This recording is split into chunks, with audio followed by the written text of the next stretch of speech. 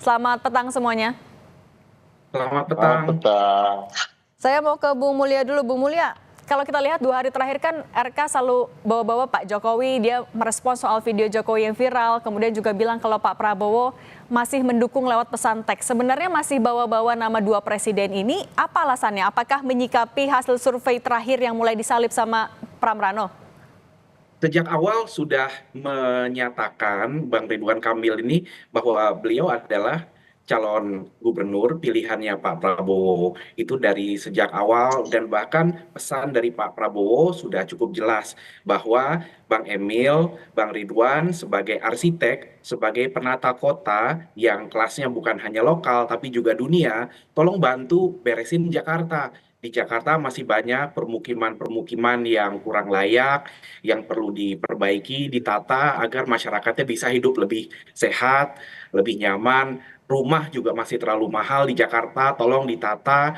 Lalu kemudian Jakarta ini harus naik kelas, harus menjadi kota global. Nah, ini yang bisa mengangkat Jakarta ini adalah orang dengan kapasitas internasional seperti Bang Ridwan. Dan itu sudah disampaikan sejak awal. Jadi bahwa kemarin itu lalu kemudian bertemu dengan Pak Prabowo, itu sebetulnya kelanjutan saja dari dahulu itu memang sudah harapannya Pak Prabowo Artinya, agar kalau menurut ya Bung Pak Mulya Ridwan nggak Kamil ada hubungannya dengan survei terakhir yang mulai disalip itu? Oh, itu orang menyesuaikan saja ya, kebetulan aja karena keluar survei itu, lalu sesudahnya bertemu dengan Pak Prabowo, Pak Jokowi, lalu orang mencocok logikan. Tapi sebetulnya sejak awal ya memang sudah didukung oleh Pak Prabowo, didukung oleh Pak Jokowi di sini. Jadi memang kalau misalnya Pram dan Rano didukung oleh Ibu Megawati dan di kita Bang Ridwan dan Pak Suswono didukung oleh Pak Prabowo, Pak Jokowi, Pak SBY. Tapi artinya masih meyakini figur dari mantan-mantan presiden ini akan mampu mendongkrak elektabilitas di sisa masa kampanye?